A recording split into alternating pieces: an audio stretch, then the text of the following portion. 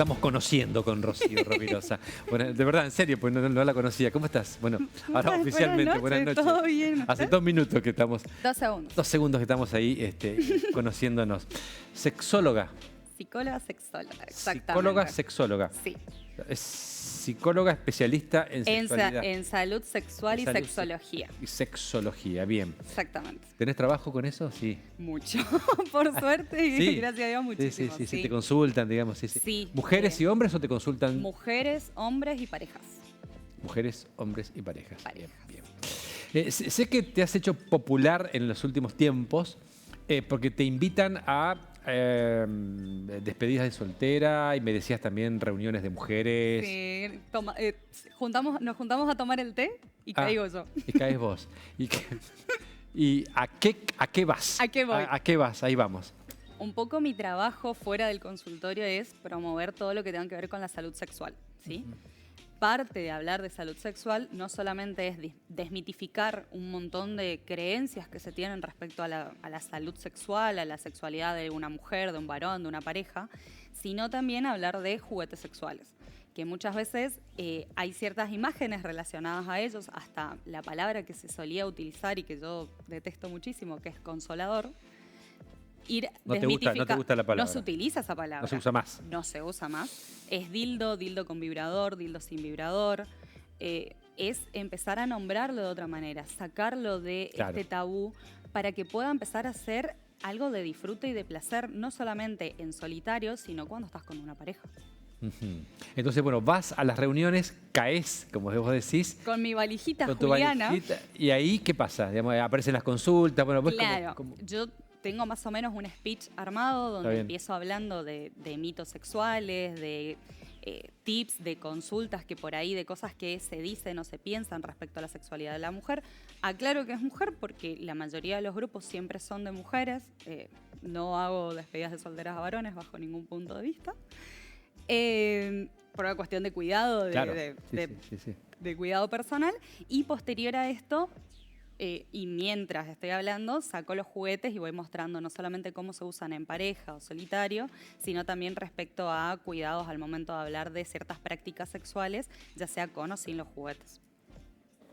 Uno tiende a pensar que una despedida de soltera puede ser algo alocado, como desaforado, o por ahí uno lo relaciona con algo bastante del pasado o anticuado de una despedida de solteras con strippers y demás, pero puede ser, como bien contás, un encuentro entre mujeres.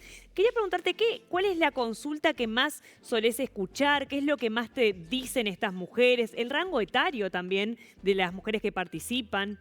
Bien, en cuanto al rango etario, suele ser de aproximadamente 30 años. El grupo más grande que tuve fue un grupo de mujeres de arriba de 70 años que se juntaron a tomar el té entre amigas. Creo que fue un viernes a las 3 de la tarde y caí con la valijita. ¿Y cómo te fue? Estar precioso. Estuve 2 horas con ellas hablando, compartiendo, porque no es yo con un monólogo sin fin, sino que es un intercambio. Empiezan a contar anécdotas, se empiezan a reír, empiezan a hacer preguntas. Por ahí yo estoy contando algo y una dice, sí, esto a mí me pasó, y empieza a haber como otro tipo de intimidad, incluso después de que me voy. Cuando yo empecé con las despedidas de soltera, empecé porque yo trabajo con una colega que tiene su local de lencería y de juguetería sexual, que es Bienaventuradas, que queda en el centro de Posadas. Con ella empecé a trabajar. Ella sabía que yo era sexóloga. Un día ella ofrece como que yo vaya a una despedida y ahí arranqué. Y después se fue mucho el boca en boca. He tenido grupos donde hay chicas que ya me conocen de antes y la temática suele ser esta, tipo ir contando anécdotas, riéndose, son juegos como más de intercambio de palabras. Un poco en línea con la pregunta de Raquel. ¿Hay alguna edad a la que se empieza a utilizar juguetes sexuales? Que vos digas, a partir de cierta edad las mujeres empiezan a preguntar, a interesarse. En realidad, para hablar de salud sexual tenemos que entender que una persona es un ser sexuado, o sea, disfruta de su sexualidad desde el momento de su concepción hasta el momento en que se muere. Todos estamos atravesados por la sexualidad. La sexualidad no va a ser solamente sexo. Ahora bien, cuando hablamos de puntual y específicamente del uso de juguetes sexuales, la mayoría de las personas que empieza a consumir juguetes sexuales, estamos hablando de arriba de 20, 25 años en adelante. He tenido mujeres, por ejemplo, en esta reunión de mujeres mayores, una mujer de 80 años compró ahí su primer juguete sexual. 80 años. ¿Cómo hace una mujer que por ahí le quiere decir a su pareja, a su esposo o a su pareja, que quiere empezar a experimentar con juguetes sexuales y tiene miedo que él se enoje, que lo tome a mal, que piense que bueno, ya sabe lo que lo reemplace? Sí. ¿Qué consejo le das como psicóloga y sexóloga? Primero y principal, para las mujeres en general, hablar de sexualidad está mucho más naturalizado. Naturalizado en tanto grupo. Cuando hablamos de la pareja, ahí empiezan a aparecer por ahí los tabús de conformarse, no hablarlo, silenciarlo, etc. Cuando se habla de juguetes sexuales puntualmente, yo siempre doy la recomendación de que esto no sea abrir el cajón en el medio y sacar el juguete. No, esto tiene que ser parte de una charla, no te digo tomando un mate, pero cerca, que sea mucho más descontracturado, mucho más naturalizado, que el varón tenga la oportunidad de ver el objeto, de entenderlo, de conocerlo, de saber lo que hace. Muchas veces es muy invasivo y es más el hecho de lo invasivo que es que del objeto en sí. Vale aclarar que ningún juguete sexual, aunque su nombre indique lo contrario, tiene un género asignado. Está bien. Entonces, por ejemplo...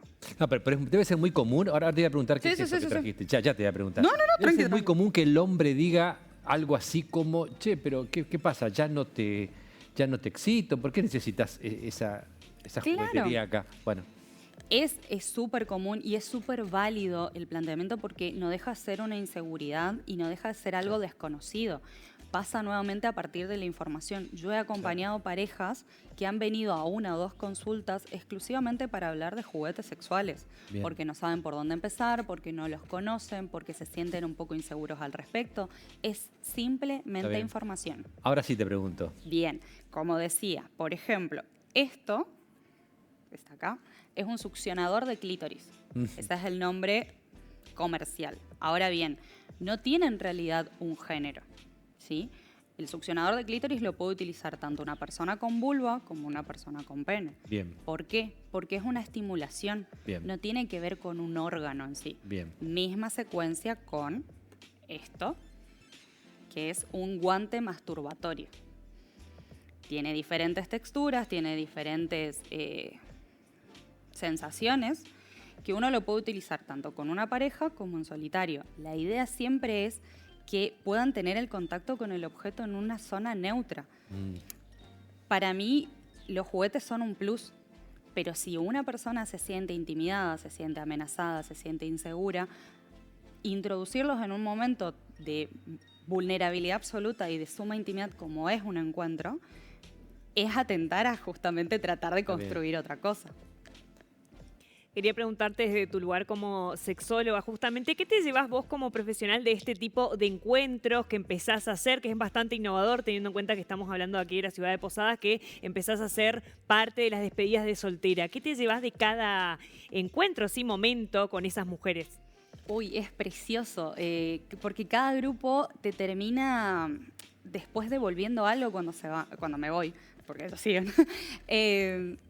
Mensajes, agradecimientos, personas que pudieron entender algo de su sexualidad que tal vez nunca preguntaron y nunca se animaron a decir, y como yo lo hablé en ese lugar y en ese contexto, se descontracturó y pudieron después hablarlo con sus amigas o con sus parejas, personas que pudieron acceder a su primer juguete sexual o por lo menos saber dónde comprarlo o qué se les recomienda, personas que por ahí tenían algún tipo de disfunción sexual y a partir de conocerme en un contexto sumamente descontracturado pudieron decir, bueno, puedo empezar terapia, puedo hacer algo con este malestar.